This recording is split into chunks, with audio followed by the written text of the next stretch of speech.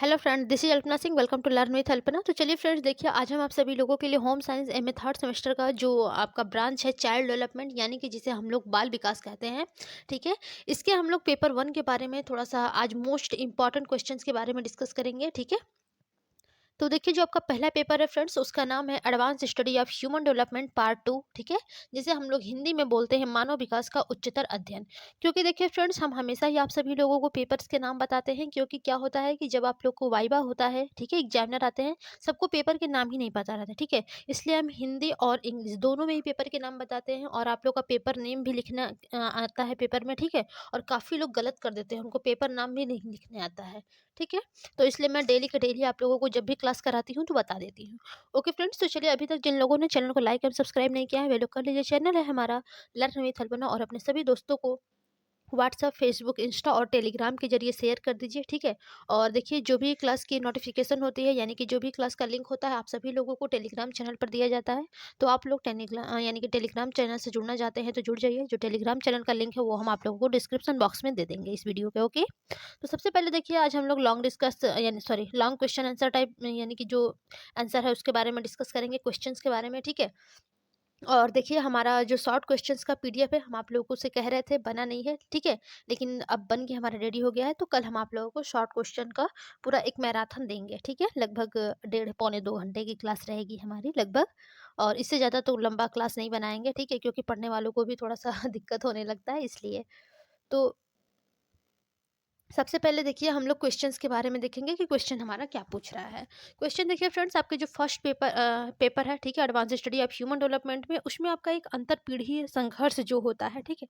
इसके बारे में बहुत ही बार क्वेश्चन पूछे गए हैं, शॉर्ट में भी पूछे गए हैं और लॉन्ग में भी कुछ पूछे गए हैं, ठीक है। तो हम लोग लॉन्ग को डिस्कस करेंगे, क्योंकि जब हम लोग लॉन्ग को डिस्कस कर लेंगे तो इसमें से हमारा शॉर्ट का भी यानी कि जो काम होता है वो हो जाएगा, ठीक है। शॉर्ट क्वेश्चन का भी आंसर मिल जाएगा इसी लॉन्ग क्वेश्चन के अंतर्गत। तो सबसे पहले देखिए, क्वेश्चन आपसे पूछा गया है कि अंतरपीढ़ी संघर्ष की अवधारणा को स्पष्ट कीजिए, यानी कि अंतरपीढ़ी संघर्ष का क्या कंसेप्ट है, क्या अवधारणा है, इसके बारे में आपको स्पष्ट करना है, ठीक है। इसके क्या कारण होते हैं, इसके कारण के क्या निवारण होते हैं और इसका क्या प्रभाव पड़ता है, तो ये सब आपको अंतरपीढ़ी संघर्ष की अवधारणा के बारे में सब कुछ लिखना रहेगा, ठीक है। या फिर इसी क्वेश्चन को आपसे इस प्रकार से पूछ सकता है कि अंतरपीढ़ी संघर्ष की अवधारणा स्पष्ट कीजिए और इसके कारणों को लिखिए। यहाँ पर देखिए, कारण के बारे में पूछा है। या फिर इसी क्वेश्चन को इस प्रकार से दे सकता है कि अंतरपीढ़ी, यहाँ पर देखिए गलत हो गया थोड़ा सा, ये अंतरपीढ़ी है, ठीक है। अंतरपीढ़ी संघर्ष के कारणों एवं परिणामों का वर्णन कीजिए, यानी कि जो अंतरपीढ़ी संघर्ष के क्या कारण हैं और क्या वर्णन है इसका, ठीक है। इसको सॉरी, क्या कारण है और इसके क्या परिणाम निकल के आते हैं, ठीक है। इसके बारे में आपका वर्णन करना है। या फिर आपसे इस प्रकार से क्वेश्चन पूछ सकता है इसी क्वेश्चन को कि अंतरपीढ़ी संघर्ष से आप क्या समझती हैं, अंतरपीढ़ी संघर्ष और उसके स्थायित्व के क्या कारण है। यानी कि क्या कारण है वही चीज है कि स्थायित्व, ठीक है। यानी कि जो अंतरपीढ़ी है, ठीक है, अंतरपीढ़ी संघर्ष है, इसमें क्या-क्या उसके कारण होते हैं, क्या निवारण होते हैं, सारा घुमा-फिरा के क्वेश्चंस वही पूछा है, ठीक है। यानी कि लिखना आपको सब एक ही चीज़ है, केवल क्वेश्चन जो है वो घुमा-फिरा के पूछा है। और एक इसी में क्वेश्चन और पूछा है अथवा करके कि अंतरपीढ़ी संघर्ष क्या है, इसके निवारण के उपायों को उपायों पर प्रकाश डालिए। तो यहाँ पर मोस्ट इम्पोर्टेंट आपसे जो क्वेश्चन पूछा गया है पूरा मिला करके कि अंतरपीढ़ी संघर्ष क्या होता है, ठीक है, इसके क्या कारण हैं, इसके क्या निवारण हैं, यानी कि क्या निवारण के क्या-क्या उपाय हैं और अंतरपीढ़ी संघर्ष के क्या-क्या प्रभाव पड़ सकते हैं, ठीक है। तो इन सब के बारे में आप सभी लोगों को जानना है। तो सबसे पहले फ्रेंड्स, हम लोग अपने आंसर में हेडिंग डालेंगे अंतरपीढ़ी संघर्ष का अर्थ, ठीक है।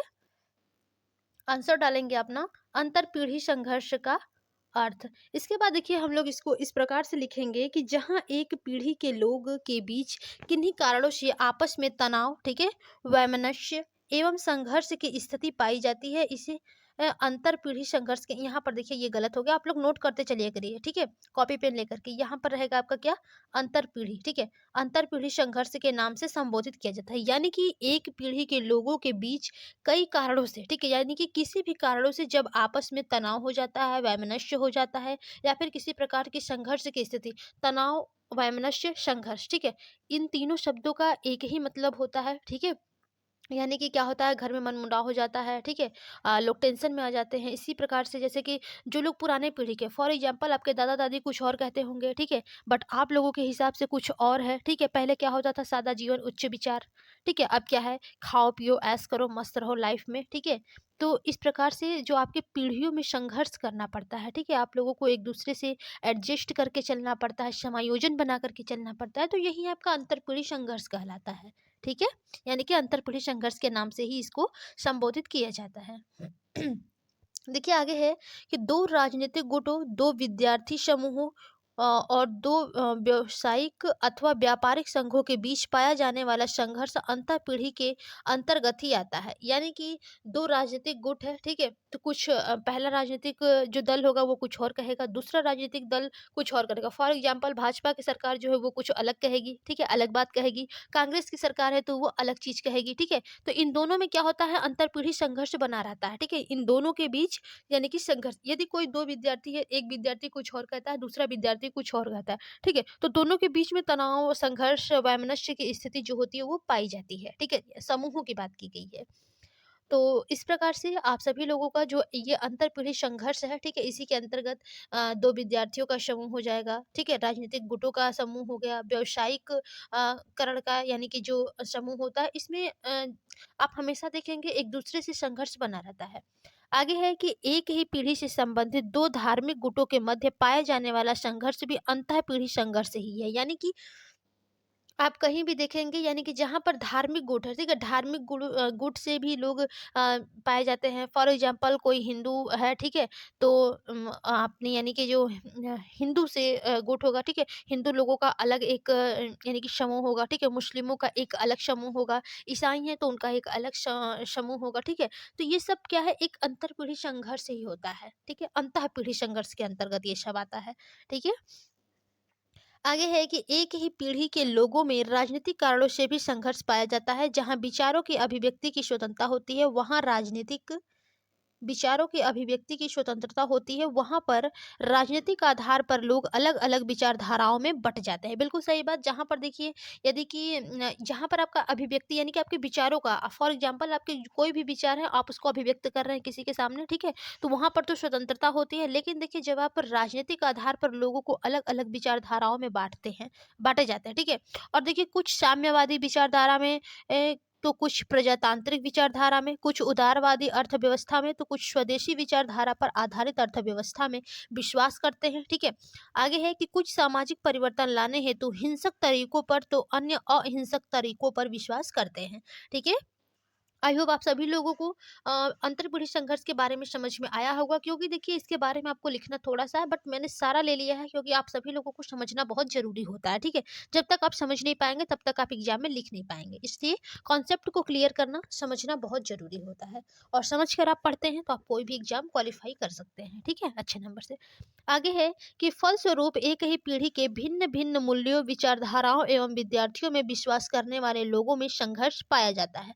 यानी कि यदि यानी कि पीढ़ी के, ठीक है? एक ही पीढ़ी के अलग-अलग मूल्य हैं, ठीक है? अलग-अलग विचारधाराएँ हैं, उनकी अलग-अलग पद्धति है, ठीक है? इसमें जो विश्वास करने वाले लोग होते हैं, उनमें क्या होता है?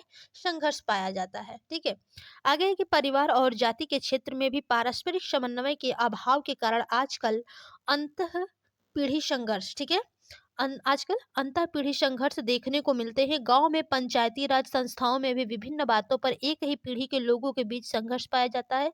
राजनीतिक गुटबंदी ने अंतःपीढ़ी संघर्ष को बढ़ाने में विशेष योग दिया है और शिक्षा के प्रमुख केंद्रों, विश्वविद्यालयों तक में अंतःपीढ़ी संघर्ष प्रतिदिन बढ़ती जा रही है। बिल्कुल सही बात है। देखिए हमने सिंपल सा एग्जांपल लिया है कि फॉर एग्जांपल एक पीढ़ी के आपके दादी हैं, एक पीढ़ी के आपके माता-पिता होंगे और एक पीढ़ी के आप हैं, ठीक है? आप इन तीनों पीढ़ियों में कुछ न कुछ अलग-अलग चीज़ें देख सकते हैं, ठीक है? और यानी कि एडजस्ट किसको करना पड़ता है? आप बच्चों को करना पड़ता है, ठीक है? माता-पिता के अनुसार आपको चलना पड़ता है, दादा-दादी की भी बात माननी पड़ती है, तो उनके अनुसार चलना पड़ता है। तो इस प्रकार से एक संघर्ष, एक तनाव रहता है, आपको संघर्ष करना पड़ता है यानी कि तीनों पीढ़ियों में एडजस्ट समन्वय बनाने के लिए, ठीक है? तो एडजस्ट करना पड़ता है, तो यहाँ पर संघर्ष देखा जाता है, इसी को एक संघर्ष करना कहा जाता है। एडजस्ट करना भी एक संघर्ष करने के ही समतुल्य होता है, ठीक है? आगे देखिए आपसे क्वेश्चन में पूछा था अंतरपीढ़ी संघर्ष के कारण, यानी कि अंतरपीढ़ी संघर्ष के क्या-क्या कारण हो सकते हैं, ठीक है? तो सबसे पहला पॉइंट देखिए इसमें दिया है आपका आधुनिक शिक्षा, ठीक है। आप सभी लोग फ्रेंड्स अपने दोस्तों को भी शेयर करते रहा करिए बीच-बीच में, ठीक है? और लाइक, शेयर, सब्सक्राइब करते रहा करिए, ठीक है? देखिए, आप सभी लोगों के एग्ज़ाम जो है वो काफ़ी नज़दीक आ गए हैं, ठीक है? और अब हम लोग कंटिन्यू तैयारी करेंगे। थोड़ा-सा व्यस्तता चल रही थी इसलिए मैं करा नहीं पा रही थी, ठीक है? तो देखिए जो अंतरपीढ़ी संघर्ष के कारण है, पहला क्या हमने बताया है? आधुनिक शिक्षा। आधुनिक शिक्षा के अंतर्गत आप इस प्रकार से लिख सकते हैं, देखिए जैसे कि आधुनिक शिक्षा में क्या रह गया है? बच्चों को खेलो-खाओ, मोबाइल मिल रहे हैं, ठीक है? मोबाइल से बच्चा क्या, मान लीजिए यूज़ के लिए तो है ही, लेकिन ज़्यादातर लोग मिसयूज़ करने लग रहे हैं, ठीक है? तो सबसे पहले देखेंगे कि हमको इसमें लिखना क्या है, ठीक है? क्योंकि लिखने का जो वर्डिंग होता है हमारा थोड़ा-सा कॉन्सेप्ट अलग होता है। समझने के लिए हम क्या होता है देसी भाषा में, यानी कि जो आपका यानी कि जो आपका मदर टंग होता है, ठीक है? उस भाषा में हम आप लोगों को समझा सकते हैं। लेकिन जब पेपर में लिखना होता है तो थोड़ा-सा किताबी भाषा में लिखना ज़रूरी होता है, ठीक है? तो सबसे पहले हम लोग आधुनिक शिक्षा के बारे में इस प्रकार से लिख सकते हैं कि अंतरपीढ़ी, यहाँ पर देखिए जहाँ पर मिस्टेक है ये आप लोग सही कर लिया करिए, ठीक है? कॉपी पेन लेकर बैठा करिए। इसमें आप लोग लिख सकते हैं कि अंतरपीढ़ी संघर्ष का एक कारण आधुनिक शिक्षा भी है। आधुनिक शिक्षा ने व्यक्ति को अनेक प्रकार से प्रभावित किया है। शिक्षा ने न केवल व्यक्तियों की अभिवृत्तियां बदली है, वरन विश्वास, आदर्श और मूल्य भी बदले हैं, ठीक है। यानी कि जो आपकी आधुनिक शिक्षा है ये व्यक्ति की केवल यानी कि व्यक्तियों की जो अभिवृत्तियां होती है, ठीक है, उसको ही नहीं बदला है, बल्कि उसके विश्वास को, ठीक है, उसके आदर्श को और उसके मूल्य को भी बदले हैं। इसके देखिए इससे जो व्यक्तिवादिता होती है उसकी भावना भी बदलती हुई है, ठीक है? बल बलवती, ठीक है? हाँ, बलवती हुई है, यानी कि बदलती हुई यहाँ पर रहेगा, ठीक है? बलवती नहीं होगा यहाँ पर, बदलती। बदलती हुई है। शिक्षा के विस्तार से स्त्री पुरुषों के जीवन में परिवर्तन आया है। स्त्रियों, देखिए जहाँ पर गलत है वो आप लोग सही कर लिया करें, ठीक है? स्त्रियों को रोजगार के नए आयाम मिले हैं, ठीक है? और 1 मिनट, ठीक है? यहाँ पर देखिए ये स्त्रियों है, ठीक है? स्त्रियों की आर्थिक पराश्रितता दूर हुई है। इससे वे पुरानी पीढ़ी के प्रभुत्व को मानने से इनकार करने लगी हैं, ठीक है।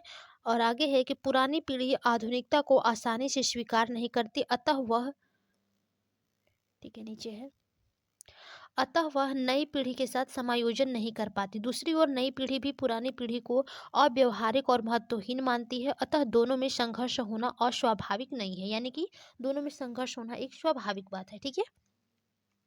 आगे है कि आधुनिक शिक्षा व्यक्तिवादिता को, ठीक है, यहाँ पर व्यक्तिवादिता रहेगा, व्यक्तिवादिता को प्रोत्साहन देती है। अतः पढ़े लिखे व्यक्ति रोजगार पाते ही अपना घर परिवार अलग करने लगते हैं। वे अपने पैतृक परिवार से पृथक होकर ऐसे क्षेत्र में रहने लगते हैं जो उनकी शिक्षा के अनुकूल उन्हें व्यवसाय के अवसर प्रदान करते हैं। माता पिता, दादा दादी इसे उचित नहीं मानते, क्योंकि इससे पारिवारिक विघटन का मार्ग प्रशस्त होता है, किंतु नई पीढ़ी इससे सहमत नहीं होती है। इससे उत्पन्न तनाव भी अंततः नई पुरानी पीढ़ी में संघर्ष उत्पन्न करता है। महिलाएं भी शिक्षित होने के बाद अपने पति, बच्चों एवं परिवार के प्रति भिन्न दृष्टिकोण अपना लेती हैं तथा अपने रूढ़िवादी सास से संघर्ष करके पृथक घर में रहने का निर्णय लेती हैं, ठीक है। यानी कि जो आधुनिक शिक्षा की बात की गई है आपके जो अंतरपीढ़ी संघर्ष के कारण के बारे में, ठीक है। आधुनिक शिक्षा, आप लोग स्कूल जा रहे हैं, ठीक है, यानी कि जो आपकी आधुनिक शिक्षा, इससे आपके विश्वास बदल गए हैं, आपके जो आदर्श है वो भी बदल गए हैं, आपके जो मूल्य हैं वो भी चेंज हो गए। सबसे बड़ी बात क्या है कि जो व्यक्तिवादिता होती है वो आपकी सबसे बलवती हो गई है, ठीक है। यानी कि व्यक्तिवादी आज के डेट में सब लोग स्वार्थी हो गए, ठीक है, अपने फायदे के लिए कुछ भी करते हैं और अपने नुकसान के लिए किसी का कुछ भी नहीं करते हैं, ठीक है। तो यहाँ पर क्या हुआ कि जैसे कि फॉर एग्जांपल आपके नई पीढ़ी के जो लोग हैं, ठीक है, वो पुरानी पीढ़ी लोग के साथ थोड़ा-सा संघर्ष करके एडजस्ट करते हैं, ठीक है। हालाँकि ज़्यादा लोग समायोजन कर भी नहीं पाते हैं, ठीक है। जिससे कि क्लेश, लड़ाई झगड़े, जैसे ही उनका नौकरी लग जाता है या फिर वो कोई जॉब लगते हैं करने, वो बाहर चले जाएँगे अपनी फैमिली को लेकर के, अपने बीवी-बच्चों को लेकर के, ठीक है। तो इससे पारिवारिक विघटन होता है और जो पुरानी पीढ़ी के लोग हैं, वो इसको अच्छा नहीं मानते हैं। इस प्रकार से थोड़ा-सा संघर्ष बना रहता है। तो ये आधुनिक शिक्षा भी एक कारण है अंतरपीढ़ी संघर्ष के कारण का, ठीक है। तो 1 पॉइंट हमारा कंप्लीट होता है। दूसरा पॉइंट है आपका नगरीकरण की प्रक्रिया अंतर, ठीक है? सॉरी, नगरीकरण की प्रक्रिया, ये अंतर तो इसी में होगा, ठीक है? नगरीकरण की प्रक्रिया, ये आपका दूसरा हेडिंग है। इसमें देखिए आप इस प्रकार से लिख सकते हैं कि अंतरपीढ़ी संघर्ष को प्रभावित करने में नगरीकरण की प्रक्रिया भी सहायता देती है। स्वतंत्रतो परांत, ठीक है, यानी कि स्वतंत्रता परांत देश में शहरी जनसंख्या बड़ी तेजी से बढ़ी। भारत में शहरी जनसंख्या 18वीं सदी में 10% थी, जो कि 1990 में 52.30, यानी कि 52.30% तक बढ़ गई। और तेजी से बढ़ रहे नगरीकरण ने व्यक्तियों की मनोवृत्तियों में उन अनेक परिवर्तन उत्पन्न किए हैं। ठीक है, नगर जो है वो परंपरागत पारिवारिक जीवन में सहायक नहीं होते। शहरी जीवन व्यक्तिवादिता और भौतिकवादी दर्शन का पोषक है। शहरी जीवन कृत्रिम और औपचारिक जीवन पद्धति है। यहाँ प्रत्येक पुरानी चीज को व्यर्थ माना जाता है। यहाँ संयुक्त परिवार के स्थान पर एकाकी परिवार दृढ़ होता है। परिवार में भी प्रायः अविवाहित लड़के लड़कियों को ही सम्मिलित किया जाता है। नगरों सॉरी, अच्छा 2 बार यहाँ पर हो गया है। ठीक है, इसको हटा लीजिए, इसको भी हटा लीजिए। ठीक है, नगरों में युवा लड़के लड़कियों उत्तरोत्तर, ठीक है, उत्तरोत्तर स्वतंत्रता, भोग विलास, मौज मस्ती का जीवन पसंद करते हैं। अतः अंतर पीढ़ी एवं संघर्ष होना अस्वाभाविक नहीं है, यानी कि यहाँ पर भी अंतर पीढ़ी होना यानी कि स्वाभाविक है। तो सबसे बड़ी बात देखिए, जो आपका नगरीकरण की प्रक्रिया है, क्या कहा गया है कि पहले जो नगरीकरण थी वो आपके 18वीं सदी में 10% थी, लेकिन 1990 में आते आते 50% प्लस हो गया। ठीक है, यानी कि यहाँ पर देख सकते हैं 52% यहाँ पर देखिए बढ़ गई। तो इससे क्या होता है कि नगर में क्या होता है, कोई भी वेस्ट मटेरियल होता है उसको उपयुक्त नहीं माना जाता है। ठीक है, और यहाँ पर संयुक्त यानी कि ज्वाइंट फैमिली नहीं होती है आपके नगरीकरण में। ठीक है, यहाँ पर एकाकी परिवार होते हैं जिसमें माता पिता और उनके केवल अविवाहित बच्चे ही होते हैं। ठीक है, तो इस प्रकार से भी देखिए आपका जो अंतरपीढ़ी संघर्ष है ये भी आपका एक नया रूप देता है आपका नगरीकरण की जो प्रक्रिया होती है इसमें। ठीक है, तो इस प्रकार से ये भी आपको प्रभावित करता है। तीसरा पॉइंट है आपका औद्योगिकरण की प्रक्रिया। ठीक है, पहला पॉइंट था आपका आधुनिक शिक्षा, दूसरा था आपका नगरीकरण की प्रक्रिया, तीसरा है औद्योगिकरण की प्रक्रिया। तो चलिए देख लेते हैं औद्योगिकरण की प्रक्रिया में क्या कहा गया है।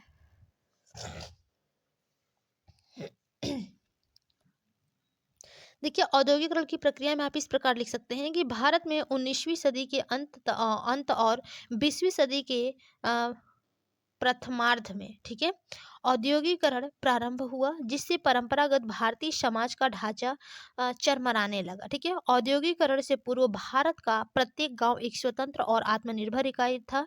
मुद्राहीन कृषि अर्थव्यवस्था प्रचलित थी। घरेलू इकाई आर्थिक विनिमय की इकाई थी। पिता पुत्र और भाई भाई के मध्य कोई व्यावसायिक भेद नहीं था। बुजुर्गों की सत्ता और परंपराओं की पवित्रता को सम्मान दिया जाता था, किंतु औद्योगिकरण ने इन सब को नष्ट कर दिया। ठीक है, और परिवार पहले उत्पादन की प्रधान इकाई होती थी, जो अब उपयोग की इकाई हो गई है। फैक्ट्रियों में नौकरी के कारण युवक पैतृक ठीक है पैतृक परिवारों पर प्रत्यक्ष निर्भर नहीं रहते। संतानें अब संपत्ति न होकर दायित्व हो गए हैं। औद्योगिकरण के कारण कार्य और घर एक दूसरे से पृथक हो गए हैं। इसका सीधा प्रभाव अंतरपीढ़ी संघर्ष के रूप में स्पष्ट होता है। यानी कि औद्योगिकरण जब यानी कि कोई भी व्यक्ति कुछ भी कार्य कर रहा है, ठीक है, फैक्ट्रियों में या फिर कहीं वो बाहर जा करके काम कर रहा है, तो जैसे क्या होता है कि लोग अपने बीवी बच्चों को लेकर के बाहर चले जाते हैं। ठीक है, माता पिता से दूर हो जाते हैं। फॉर एग्जाम्पल किसी का एक बेटा है वो बाहर ही चला गया। ठीक है, तो माता-पिता का सेवा करने के लिए कोई है बचा नहीं है, ठीक है? तो इस प्रकार से संघर्ष होता है नई पीढ़ियों पुरानी पीढ़ियों के साथ नई पीढ़ियों के साथ, ठीक है?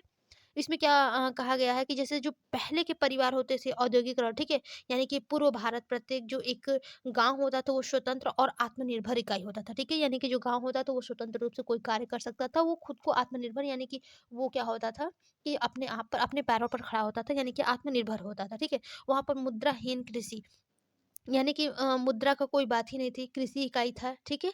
और पिता-पुत्र और जो भाई-भाई के मध्य जो व्यावसायिक भेद अब हो रहा है, वो पहले नहीं होता था, ठीक है? सब लोग मिल कर के कार्य करते थे। बुजुर्गों की सत्ता और परंपराओं की पवित्रता को सम्मान दिया जाता था, यानी कि जो घर का मुखिया होता था, बुजुर्ग, उसको सम्मान दिया जाता था। घर की जो भी परंपराएँ होती थी, उसको इम्पोर्टेंस दिया जाता था, यानी कि महत्व दिया जाता था, ठीक है? इस प्रकार से देखिए जब औद्योगिकरण आया, तो इन सबको नष्ट कर दिया, ठीक है? पहले देखिए परिवार उत्पादन के प्रधान इकाई था, यानी कि परिवार जो होता था नए-नए कार्य करते थे, ठीक है? अपना खुद का विकास करते थे। लेकिन अब की जो परिवार है वो उपयोग की इकाई हो गई है। यानी कि जो है उसको उपयोग करो और सब खत्म। ठीक है? और यहाँ पर देखिए बात कही गई है कि फैक्ट्रियों में नौकरी के कारण युवक जो है वो पैतृक परिवारों पर प्रत्यक्ष निर्भर नहीं रहते हैं। ठीक है? उनको लगता है कि परिवार पर क्या ही निर्भर है, हम कुछ भी बाहर निकल जाएँगे, काम कर लेंगे, अपना कमाएँगे, खाएँगे, ऐश करेंगे। ठीक है? अब के टाइम में सबका यही है। तो ये आपकी जो औद्योगिकरण की प्रक्रिया है इससे भी आपके जो अंतर्पुलीय संघर्ष है इसमें भी एक कारण के रूप में देखा गया है। ठीक है? 3 पॉइंट हमारा कंप्लीट हो गया है फ्रेंड्स। चौथा पॉइंट है आपका युवाओं की बढ़ती हुई ठीक है? युवाओं की बढ़ती हुई शक्ति। अब देखिए चौथे पॉइंट में युवाओं की बढ़ती हुई शक्ति के बारे में क्या कहा गया है? इसमें कहा गया है कि पीढ़ी संघर्ष का एक, ठीक है? यानी कि जो आपकी अंतर पीढ़ी है, ठीक है? शक्ति यहाँ तक है, ठीक है? अंतर पीढ़ी संघर्ष का एक कारण यह भी है कि अब परिवार और समाज आँख मूंद कर आज्ञा पालन का स्थान बुद्धिपूर्ण सहयोग ने ले लिया है, ठीक है? यानी कि पहले क्या होता था, युवाओं जो होते थे पहले उनके घर वाले जो भी कहते थे वो आंख बंद करके मान लेते थे, लेकिन अब क्या होता है, यानी कि वो आज्ञा पालन करते थे। लेकिन अब के टाइम में क्या होता है, आपके माता पिता कुछ भी कहते हो आप उसमें भी अपना दिमाग लगाने लगते हैं, नहीं ये नहीं ऐसे होगा, ये नहीं ऐसे होगा, ठीक है? तो पहले क्या होता था कि जैसे माता पिता होते थे तो लोग एकदम अपने गुरु की तरह, ठीक है, माता पिता का काफी सम्मान करते थे, उनका पूरा बात मान लेते कि हाँ मम्मी पापा इन्होंने ये बात कहा है तो बिल्कुल हमारे लिए सही ही होगा। लेकिन अब के टाइम में ऐसा कुछ नहीं है, जो बच्चे हैं वो खुद से ही अपना दिमाग लगते हैं लगाने, ठीक है? देखिए इसमें आपके मावरर के अनुसार कहा गया है कि अब युवा अधीनस्थ नहीं रहे, अब उनकी इच्छा को दबाया नहीं जा सकता, अब उनका नियंत्रण करने के लिए दमन और कठोर अनुशासन व्यर्थ हो गए हैं। यानी कि जो बात की गई है मावरर के अनुसार कि अब जो युवा है वो अधीनस्थ नहीं रहे हैं, अब उनकी जो इच्छा है उसको दबाया नहीं जा सकता है, अब उनका जो नियंत्रण करने के लिए जो दमन और कठोर अनुशासन था वो सब अब व्यर्थ हो गया है, ठीक है? क्योंकि वो अपने बड़ों की बात मानते नहीं है, ठीक है? डिसिप्लिन में वो रहते ही नहीं है, तो उनके लिए कठोर अनुशासन सब व्यर्थ हो गया कुछ भी, ठीक है? और इसी में देखिए किंग्सले डेविस ने कहा है, ठीक है? देखिए यहाँ पर किंग्सले डेविस ने कहा है कि आधुनिक समाज में माता-पिता और संतान में संघर्ष असाधारण रूप से बढ़ गया है, क्योंकि दोनों की ही मनोवृत्तियां में महान परिवर्तन पाया जाता है, ठीक है? यानी कि जो किंग्सले डेविस है उनका कहना था कि जो आधुनिक समाज में माता-पिता हैं और संतान है उनमें संघर्ष असाधारण रूप से बढ़ गया है, क्योंकि दोनों को ही जो मनोवृत्तियाँ हैं उसमें यानी कि महान परिवर्तन पाया गया है। यानी कि अब दोनों में ही परिवर्तन है, ठीक है? तो यहाँ पर जब परिवर्तन है तो एक-दूसरे से संघर्ष करना तो ज़ाहिर-सी बात है, ठीक है? और दोनों के बीच जब संघर्ष होगा तो वहाँ पर तनाव, वैमनस्य ये सब भावना उत्पन्न होगी ही, ठीक है? तो यानी कि जो अब आपके जो माता-पिता हैं, ठीक है? और जो बच्चे हैं, इन दोनों की जो भी मनोवृत्तियाँ हैं, जो भी विचार हैं, वो दोनों के अलग-अलग हैं, इस प्रकार से। तो ये आपके किंग्सले डेविस के अनुसार कहा गया है, ठीक है? और इसी में देखिए यहाँ पर आगे लिखा गया है कि स्पष्ट है कि वर्तमान पीढ़ी ने अपने जीवन का स्वयं भाग्य निर्माता बनना चाहती है, अतः वह नहीं चाहती कि पुरानी पीढ़ी उसमें कोई अनावश्यक हस्तक्षेप और व्यवधान उत्पन्न करे। जैसे कि आप लोग खुद पे ले लीजिए, ठीक है? आप सभी लोग पढ़ रहे हैं, लेकिन आप सभी लोगों को कोई घर वाले कुछ बोलते हैं तो आप सबको बुरा लगता होगा कि नहीं हम अपने मन से रहना चाहते हैं, ठीक है? जैसे कि अब विवाह को ही ले लीजिए, ठीक है? अब ज़्यादातर देखिए लव मैरिज हो रहे हैं, अरेंज मैरिज का उतना वो नहीं रहा है प्रचलन, ठीक है? धीरे-धीरे सब कुछ परिवर्तन होता जा रहा है। तो उनको लगता है कि मैं जो कर रही हूँ मेरा, या फिर मैं जो कर रहा हूँ यही सही है, ठीक है? वो पढ़ाई भी करना चाहते हैं तो खुद से जो यानी कि उनको जिसमें इंटरेस्ट होता है वो वही चीज़ पढ़ना चाहते हैं। ठीक है? तो इस प्रकार से वो खुद ही भाग्य निर्माता अपने आप का भाग्य निर्माण कर लेंगे कि नहीं हमारे साथ ये होगा तो यही होगा, हम ये करेंगे तो यही हमारे साथ होगा, ठीक है? तो वो खुद को एक भाग्य निर्माता बनना चाहते हैं, ठीक है? और वो नहीं चाहते कि जो पुरानी पीढ़ी यानी कि उनके मम्मी-पापा हैं, उनके दादी-दादा हैं, उसमें वो अनावश्यक कोई भी हस्तक्षेप करे या भी उनके लाइफ में कोई भी इंटरफेयर करे, जिसे हम लोग व्यवधान कहते हैं, ठीक है? तो ये सब किसमें कहा गया है? आपके अंतर-पीढ़ी संघर्ष के जो कारण है उसमें, ठीक है? क्या था? जो युवाओं की बढ़ती हुई शक्तियाँ हैं, ठीक है?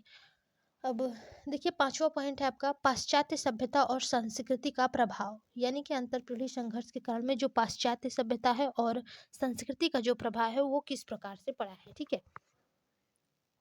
इसके अंतर्गत देखिए लिखा गया है कि यह भी अंतरपीढ़ी संघर्ष का एक उल्लेखनीय कारण है। युवा पीढ़ी सभ्यता और संस्कृति की दृष्टि से पूर्णतया पश्चिमी रंग में रंग गई है, ठीक है?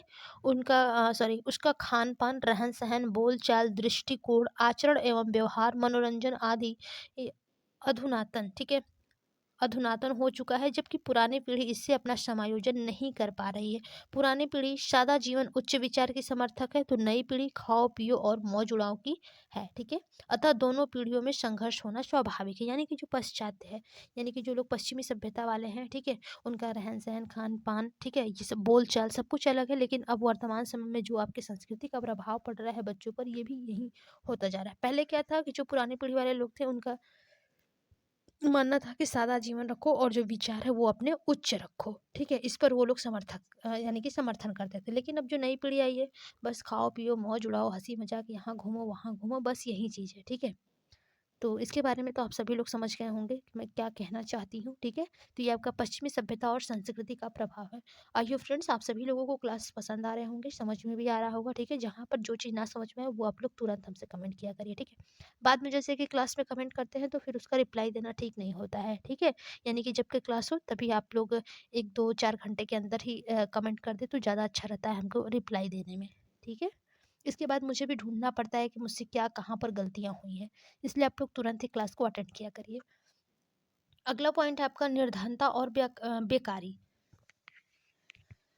देखिए ये आपके अंतर्पीढ़ी संघर्ष के किस प्रकार से कारण है निर्धनता और बेकारी। इसमें आप लोग लिख सकते हैं कि भारत की युवा पीढ़ी देश की निर्धनता और बेकारी से अत्यंत क्षुब्ध है। यद्यपि वह अत्यंत साहसी और कर्मठ है किंतु उनकी अभिव्यक्ति के अवसर से वंचित है। इसके लिए वह पुरानी पीढ़ी को ही जिम्मेदार मानती है। युवा शक्ति का संघर्ष अपने विध्वंसक रूप में स्पष्ट हुआ है। सामाजिक दुष्प्रथाएं, युद्ध, अकुशल राजनैतिक नेतृत्व, राजनैतिक स्वरूप, शासक वर्ग का भ्रष्टाचार, अस्वस्थ और अनैतिक दलबंदी एवं कुटिल राजनीति आदि कारणों से भी युवा पीढ़ी अत्यंत उद्वेलित है। स्पष्ट है कि इस अवस्था में पीढ़ीगत संघर्ष होना स्वाभाविक है। यानी कि निर्धनता और बेकारी, जब आप गरीब हैं, ठीक है, निर्धनता है, बेकारी है, आपके पास कोई भी रोजगार नहीं है, तो यहाँ पर देखिए एक संघर्ष करना उचित बन जाता है। यानी कि आपको पीढ़ियों से अपने संघर्ष, जैसे कि आपकी एक ही पीढ़ी में कोई व्यक्ति कमा रहा है, जॉब कर रहा है, कोई व्यक्ति कमा नहीं रहा है, उचित यानी कि वो जॉब नहीं कर रहा है, तो उसको दोनों के बीच में एक दूसरे से एडजस्ट करना पड़ता है, संघर्ष। और जो व्यक्ति निर्धन है, यानी कि जिसके पास कोई भी रोजगार नहीं है, कोई भी जॉब नहीं है उसके पास, उसको ज़्यादातर संघर्ष यानी कि ज़्यादा तनाव, ज़्यादा ही वैमनस्य की भावना और ज़्यादा संघर्ष करना पड़ता है, ठीक है? क्योंकि उसके पास कुछ है नहीं तो उसको सबकी बातें तो माननी पड़ेगी, ठीक है? तो इस प्रकार से निर्धनता और बेकारी भी आपके अंतर्पीढ़ी संघर्ष का एक मोस्ट इम्पॉर्टेंट कारण बन जाता है। और अगला पॉइंट है आपका अन्य कारण। देखिए अन्य कारण में आपके क्या-क्या हो सकते हैं, जैसे कि अन्य कारण में आपका हो सकता है दोषपूर्ण एवं अव्यावहारिक शिक्षा पद्धति, ठीक है? जैसे कि अव्यावहारिक शिक्षा पद्धति से आप लोग क्या समझे, यानी कि जिसका कोई ही महत्व ना हो, ठीक है? बस आप लोग पढ़ रहे हैं, पढ़ाई कर रहे हैं और कोई उससे मतलब नहीं है। आगे आपका क्या एम है, क्या लक्ष्य है, क्या उद्देश्य है, कुछ नहीं है, बस आप लोगों को पढ़ाई करना है और पढ़ाई में क्या पढ़ाई करना है, कुछ नहीं है, ठीक है? तो दोषपूर्ण अव्यावहारिक शिक्षा पद्धति आपकी जैसे कि हो गई, यानी कि कुछ भी है, आप लोग किसी भी पद्धति से पढ़ ले रहे हैं, ठीक है? तो ये सब चीज़ अलग होती है। अगला है आपका इसी में नैतिक धार्मिक शिक्षा का अभाव। अब देखिए वर्तमान टाइम में आपको नैतिक धार्मिक शिक्षा का अभाव मिलता है, ठीक है? ज़्यादातर लोग नैतिक गुणों का विकास नहीं करा पाते हैं और बच्चे भी करते नहीं हैं, पालन नहीं करते, ठीक है? और धार्मिक शिक्षा तो बिल्कुल ही नहीं दी जा रही है वर्तमान समय में, ठीक है? अगला है पारिवारिक नियंत्रण की शिथिलता। देखिए पारिवारिक नियंत्रण की शिथिलता, अब क्या होता है कि पहले के समय में पारिवारिक नियंत्रण में सब लोग रहते थे, ठीक है? परिवार के घर के जो बड़े सदस्य होते थे, जो भी कहते थे छोटे सदस्य उसको मान लेते थे। लेकिन वर्तमान समय में ऐसा कुछ नहीं है। फैशन, ठीक है? फैशन भी आपका एक अंतर्पीढ़ी संघर्ष का कारण है। फ़िल्म एवं टीवी, ठीक है? अश्लील साहित्य, भौतिकवादी समाज व्यवस्था, दिशाहीन नेतृत्व आदि भी अंतर्पीढ़ी संघर्ष के अन्य कारण माने जाते हैं। देखिए 6 पॉइंट हमने बता दिया, आप लोग चाहें तो ये सब भी पॉइंट आप डाल के लिख सकते हैं। यदि कारण केवल लिखने के लिए आएगा तो ये सारे पॉइंट आप सभी लोग लिखिए, ठीक है? क्योंकि आपका 10 नंबर का क्वेश्चन है, 4 पेज में आपको लिखना है तो 6 पॉइंट से कुछ होगा नहीं और बहुत ज़्यादा आप लोग लिख नहीं पाएँगे हेडिंग में, ठीक है? 4-6 लाइन लिखने में आपका सब हो जाता है। तो ये सारे हेडिंग आप लोग डाल करके लिख सकते हैं। अब देखिए यहाँ पर हम लोग फ्रेंड्स अंतर्पीढ़ी संघर्ष के कारण पढ़ लिए हैं। अब हम लोग पढ़ेंगे अंतर्पीढ़ी संघर्ष के निवारण के उपाय, यानी कि किस किस प्रकार से हम अंतर्पीढ़ी संघर्ष का निवारण कर सकते हैं, ठीक है? उसके क्या क्या उपाय हो सकते हैं। तो यहाँ पर देखिए सबसे पहला आपका जो पॉइंट होगा वो होगा व्यक्तित्व का संतुलित विकास, यानी कि जो व्यक्तित्व का संतुलित विकास है, इससे हम लोग अपने अंतर्पीढ़ी संघर्ष के कारण का जो निवारण है उसको यानी कि निवारण कर सकते हैं, ठीक है? और कैसे कर सकते हैं, इसमें सबसे पहले आप लोग इस प्रकार से लिख सकते हैं कि मनोवैज्ञानिकों का विचार है कि अंतर्पीढ़ी संघर्ष की उत्पत्ति को रोकने तथा दमन करने के लिए लोगों के व्यक्तित्व का संतुलित विकास होना अति आवश्यक है, क्योंकि ऐसा करने से एक तो उनमें पूर्वाग्रहों, ठीक है, पूर्वाग्रहों की उत्पत्ति न हो सकेगी, दूसरे वे जीवन के प्रति स्वस्थ दृष्टिकोण अपनाने में सफल होंगे। इस उद्देश्य की पूर्ति के लिए मानसिक स्वास्थ्य विज्ञान के प्रचार, समायोजन, दोषों का उपचार तथा निर्देशन सेवाओं के विस्तार की अति आवश्यकता है। यानी कि जो व्यक्ति की संतुलित विकास होता है, ठीक है? ये होना बहुत ज़रूरी है। यदि व्यक्ति का संतुलित रूप से विकास होगा, तो उसको अंतर्पीढ़ी संघर्ष यानी कि पीढ़ियों में संघर्ष करने से, उसको एडजस्ट करने से उसको सहायता मिल सकेगी, यदि उसका संतुलित विकास हो सकता है तब, ठीक है? तो ये आपका फर्स्ट पॉइंट था अंतर्पीढ़ी संघर्ष के निवारण के उपाय में। दूसरा पॉइंट है आपका शिक्षा। देखिए शिक्षा में आप लोग इस प्रकार से लिख सकते हैं। सबसे पहले तो आप लोग देखिए केजी सैयदेन का कथन है, ठीक है? यानी कि केजी सैयदेन ये आपके एक प्रकार से लेखक हैं, ठीक है? राइटर हैं। इनका कहना है कि अंतः पीढ़ी संघर्ष की रोकथाम के लिए बालक की विभिन्न संस्कृति, धर्मों तथा संप्रदायों को मूल्यवान बातों की शिक्षा की व्यवस्था करनी चाहिए, ताकि वे एक दूसरे की संस्कृति, धर्म तथा संप्रदाय को अच्छी तरह समझ सकें, ठीक है?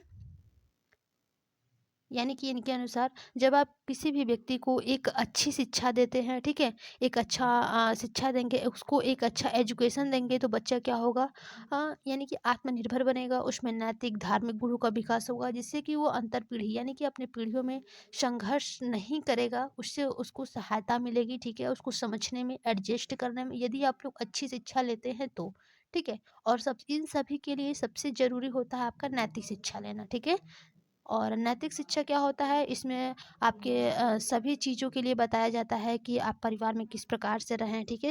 यानी कि आप डिसिप्लिन में रहिए, बड़ों का बात मानिए। तो इस प्रकार से सब कुछ एक शिक्षा के ही माध्यम से ही होता है। और इसमें देखिए केजी सैयदेन ने भी कहा है कि अंतःपीढ़ी संघर्ष की जो रोकथाम है, वो बालकों को विभिन्न संस्कृति, धर्मों तथा संप्रदाय को मूल्यवान बातों की शिक्षा की व्यवस्था करनी चाहिए। यानी कि आपके विभिन्न संस्कृति, धर्म और आपके जो संप्रदाय हैं, ठीक है? उसको यानी कि मूल्यवान जो बातें हैं, उसको शिक्षा की व्यवस्था करनी चाहिए, ताकि वे एक दूसरे की संस्कृति, धर्म तथा संप्रदाय को अच्छी तरह समझ सकें।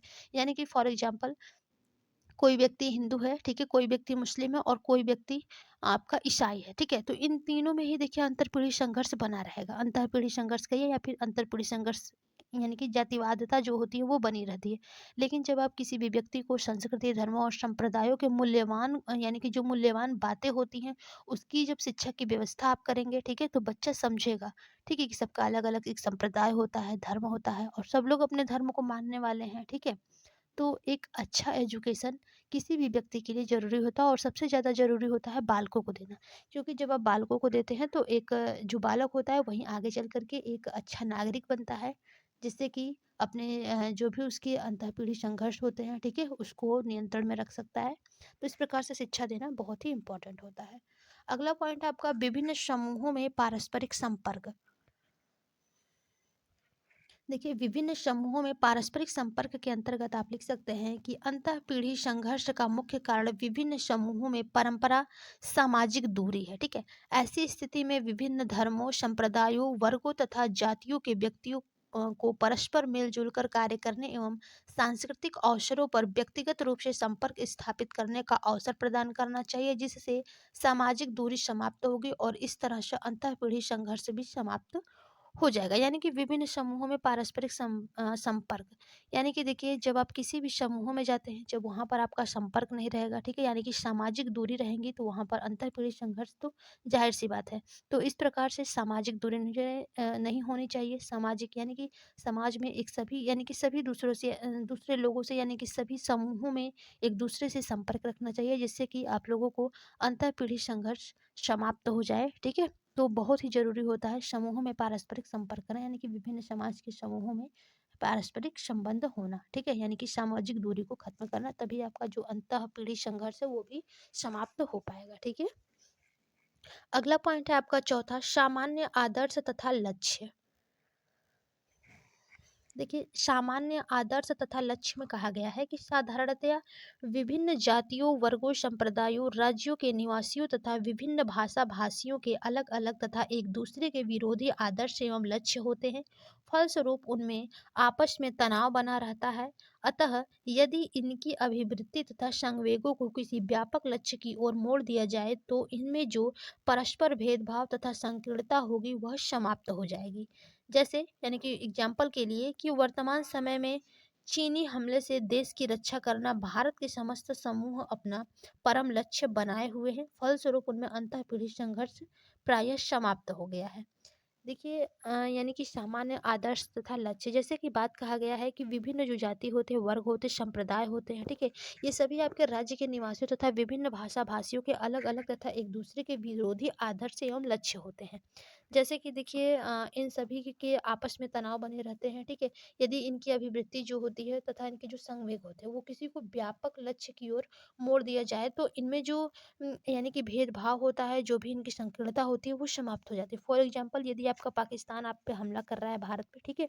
तो भारत में जितने भी आर्मी सेना है, ये तो हो नहीं सकता है कि सारे आर्मी सेना मुस्लिम हो या फिर आर्मी सेना जो भी है वो आपके हिंदू हो या फिर ईसाई हो, ठीक है? इन तीनों में से कोई भी व्यक्ति आर्मी में हो सकता है, ठीक है? तो यदि आपका जब दूसरा देश आपके देश पर आक्रमण करता है, तो सभी हमारे देश के जो व्यक्ति होते हैं, जो भी देश की रक्षा कर रहे हैं, वो सब मिल कर के उसका सामना करते हैं। इसमें उनका जो अंतर्पीढ़ी संघर्ष होता है वो समाप्त हो जाता है, ठीक है? तो बहुत ज़रूरी होता है सामान्य आदर्श तथा लक्ष्य एक होना। ओके? अगला पॉइंट आपका 4 पॉइंट इसमें कंप्लीट हुए हैं, ठीक है? निवारण में। और 5वां पॉइंट है आपका स्वस्थ जनमत का निर्माण। देखिए इसमें आप इस प्रकार से लिख सकते हैं कि अंतःपीढ़ी संघर्ष के निवारण के लिए देशव्यापी स्वस्थ जनमत का निर्माण करना अति लाभप्रद सिद्ध होगा। इसके लिए पत्र पत्रिकाओं, संपादकों, राजनैतिक नेताओं, सामाजिक कार्यकर्ता, शिक्षकों, चलचित्र, रेडियो इत्यादि के द्वारा ऐसे विचारों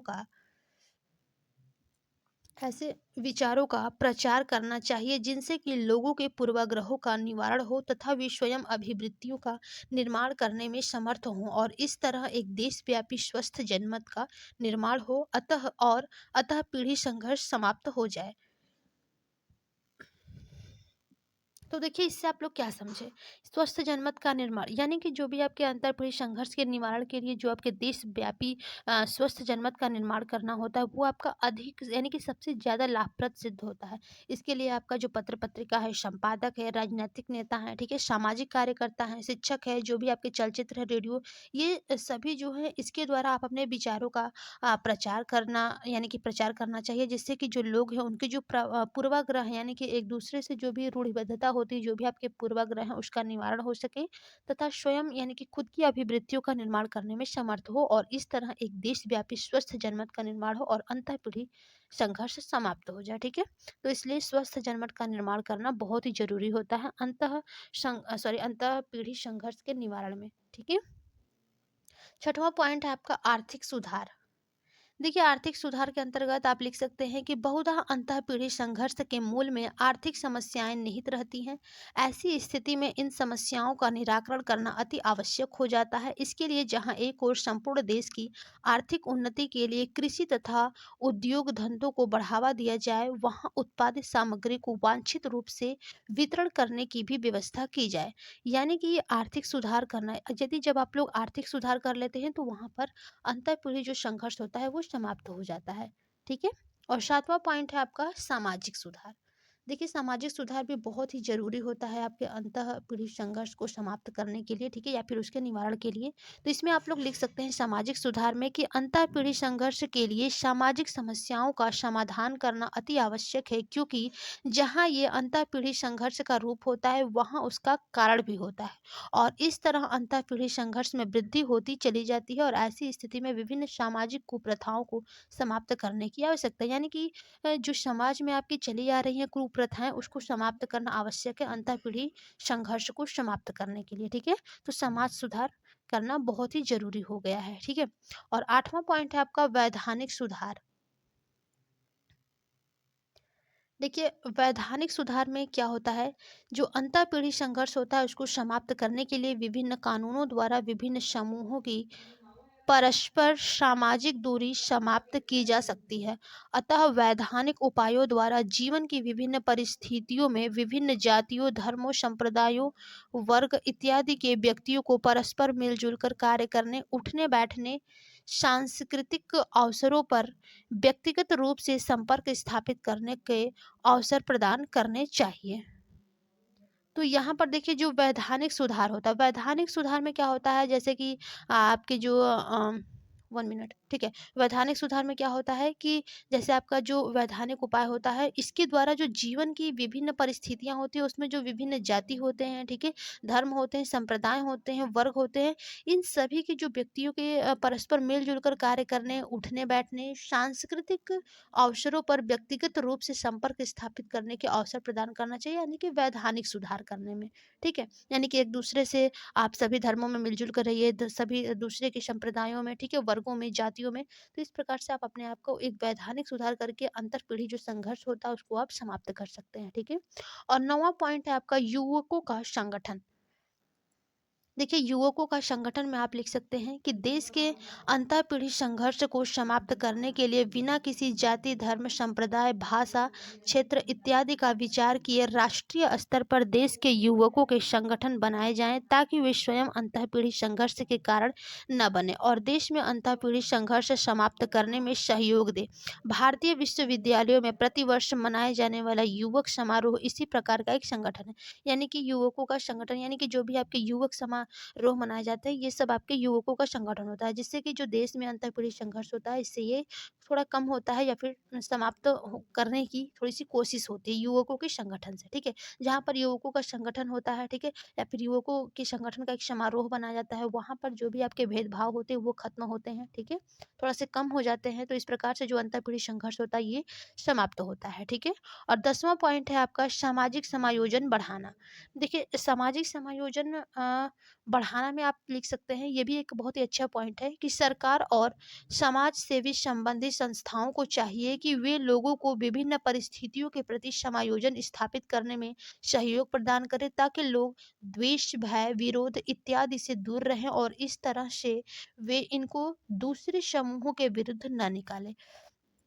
यानी कि देखिए, सामाजिक समायोजन बढ़ाना सरकार जो है और जो समाज सेवी संबंधित संस्थाएं हैं, ठीक है, उनको चाहिए कि जो लोग हैं उनको विभिन्न परिस्थितियों के प्रति समायोजन स्थापित करने में सहयोग प्रदान करें, ताकि जो लोगों में द्वेष है और लोगों का लोगों के प्रति जो भय है और लोगों का लोगों के प्रति जो विरोध करते हैं, ठीक है, इन सभी से वो दूर रहें और इस तरह से वे इनको दूसरे समूहों के विरुद्ध न निकालें, ठीक है। इस प्रकार से आप सामाजिक समायोजन को बढ़ावा दे करके आप अपने अंतःपीढ़ी संघर्ष को समाप्त कर सकते हैं, ठीक है।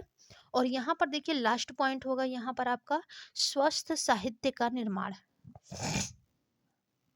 स्वस्थ साहित्य का निर्माण में आप लिख सकते हैं कि देश में अंतःपीढ़ी संघर्ष का निवारण करने के लिए एक तो अंतःपीढ़ी संघर्ष को प्रोत्साहन प्रदान करने वाले साहित्य की रोकथाम की जाए, दूसरे स्वस्थ साहित्य का निर्माण किया जाए जो लोगों में उदारता, सहयोग, विश्व बंधुत्व, मैत्री इत्यादि की भावना को जन्म दे, ठीक है। यानी कि स्वस्थ साहित्य का निर्माण, स्वस्थ साहित्य को निर्माण करने से ये तात्पर्य होता है कि व्यक्तियों में उदारता और एक दूसरे का सहयोग करना, विश्व बंधुत्व यानी कि विश्व के कोई भी व्यक्ति हो वो दूसरा एक दूसरे से भाईचारा से संबंधित हो, ठीक है, मैत्री यानी कि मित्रता पूर्व भावना को जन्म दे। इस प्रकार से आप स्वस्थ साहित्य का निर्माण करके अपने अंतरपीढ़ी संघर्ष को भी समाप्त कर सकते हैं, ठीक है। अब थोड़ा-सा हम लोग लास्ट में पढ़ लेंगे अंतःपीढ़ी संघर्ष से क्या प्रभाव पड़ता है, यानी कि अंतःपीढ़ी संघर्ष के क्या-क्या प्रभाव पड़ते हैं, ठीक है। तो यहाँ पर देखिए हमने हेडिंग डाला है अंतःपीढ़ी संघर्ष के प्रभाव। अब इसके आगे हम लोग देखिए इसमें थोड़ा-सा इस प्रकार से लिख सकते हैं कि जो भारतीय समाज है इसमें अंतरपीढ़ी संघर्ष के प्रभाव के रूप में अनेक उदीयमान प्रवृत्तियों के दर्शन होते हैं। संक्षेप में हम इन्हें निम्नानुसार बिंदुओं के रूप में प्रस्तुत कर सकते हैं, यानी कि जो अंतरपीढ़ी संघर्ष के प्रभाव है, ठीक है, इसको हम कई बिंदुओं से प्रस्तुत कर सकते हैं। सबसे पहला आपका पॉइंट दिया है कि भारतीय समाज में विखंडित परिवारों की संख्या में दिन प्रतिदिन वृद्धि व बढ़ोतरी हो रही है। बिल्कुल सही बात है, जिससे कि देखिए अंतरपीढ़ी संघर्ष के कारण ही जो भारतीय परिवार है, ठीक है, वो विखंडित होकर के यानी कि जो जॉइंट फैमिली है अब वो एकाकी परिवार में विलीन हो जा रही है, यानी कि एकाकी परिवार का रूप ग्रहण ले रही है। तो ये सब आपके अंतःपीढ़ी संघर्ष के कारण हो रही है, ठीक है। दूसरा पॉइंट है कि सामान्य रूप से पुत्र अपने माता पिता से पृथक रहना पसंद करते हैं, ठीक है। हाँ, देखिए ये बात अवश्य होता है कि कुछ लोग अलग रहते हुए भी उनके प्रति परंपरागत दायित्व का निर्वाह करना जारी किए हैं, यानी कि सामान्य रूप से अब आप सभी लोग देखेंगे जिनका विवाह हो जाता है वो अपने माता पिता से अलग हो जाते हैं, तो ये सब अंतःपीढ़ी संघर्ष के कारण हो रहा है, ठीक है। तो ये सब प्रभाव आपको वर्तमान समय में देखने को मिल रहे हैं। और तीसरा पॉइंट है इसमें कि अंतरपीढ़ी संघर्ष से उत्पन्न कुछ उल्लेखनीय उदीयमान या नवीन प्रवृत्तियां हैं, जैसे कि प्रकार्यात्मक संयुक्तता, नव स्थानीय आवास, ठीक है, नए आवास बनवा करके वो लोग अलग रह रहे हैं। महिलाओं के लिए समान दर्जा, ठीक है, जब महिलाओं को समान दर्जा नहीं मिलता है तो महिलाएं क्या होती है, घर से निकल करके बाहर चली जाती हैं, ठीक है, ये सब आपके अंतरपीढ़ी संघर्ष के कारण होता है। तीसरा है व्यक्तियों में समानता, यदि व्यक्तियों यानी परिवार में सभी व्यक्तियों को एक समान समानता नहीं मिलेगा तो व्यक्ति अलग अलग हो जाते हैं, ठीक है। चौथा है संयुक्त जीवन साथी का चुनाव, ठीक है, ये भी आपका अंतरपीढ़ी संघर्ष का एक यानी कि प्रभाव देखने को मिला है, संयुक्त जीवन साथी का चुनाव। और पांचवा है कि परिवार के आदर्शों का टूटना, यानी कि परिवार के जो आदर्श टूट रहे हैं, ये सब आपके अंतरपीढ़ी अंतरपीढ़ी संघर्ष के प्रभाव ही है सब, ठीक है। और चौथा पॉइंट है कि अंतरपीढ़ी संघर्ष के परिणाम स्वरूप अधिकांश लोग विवाह के पश्चात अपनी पत्नी के साथ पृथक रहना पसंद करते हैं, ताकि वे अपना दाम्पत्य जीवन अधिक आनंदपूर्ण व्यतीत कर सके। ये सब हम आप लोगों को एकाकी परिवार में पढ़ा चुके हैं, ठीक है। आप सब लोग चौथा पेपर में जब क्वेश्चन पेपर देखेंगे तो वहां से पढ़ सकते हैं, थोड़ा सा हेल्प मिल जाएगा, ठीक है। परिवार के बारे में आप सभी लोगों को चौथा पेपर में दिया गया है। ओके, तो यहाँ पर देखिए जो अंतरपीढ़ी संघर्ष होता है, इसके परिणाम स्वरूप जो अधिकांश लोग होते हैं वो विवाह के पश्चात अलग रहना चाहते हैं, ठीक है, क्योंकि वो चाहते हैं कि हमारे जो यानी कि जो हमारी मैरिड लाइफ है उसमें उसमें कोई इंटरफेयर ना करे, ठीक है, इसलिए वो लोग अलग रहना चाहते हैं। तो ये सब आपके अंतरपुरुष संघर्ष का ही एक प्रभाव देखने को मिलता है, ठीक है। और अगला पॉइंट है कि एकाकी व केंद्रीय परिवार तथा पृथक निवास के मुख्य कारण, यानी कि जो एकाकी व केंद्रीय परिवार है, ठीक है, और तथा जो यानी कि जो पृथक निवास के जो मुख्य कारण, यानी कि जो अलग से निवास लेकर के रह रहे हैं, उनके मुख्य कारण क्या है। पहला है आपका परिवार के नियंत्रण से मुक्ति, ठीक है, यानी कि जो परिवार का नियंत्रण होता है उससे वो मुक्त हो जाते हैं। पारिवारिक संघर्षों से दूर, यानी कि परिवार में जो संघर्ष करना चाहते हैं वो उससे दूर निकल कर के बाहर रहना चाहते हैं। तीसरा है कुछ भी करने और कैसे भी रहने के लिए एक स्थान की प्राप्ति, यानी कि कुछ भी करके और कैसे भी रहने की एक स्थान की वो प्राप्ति कर लेते हैं।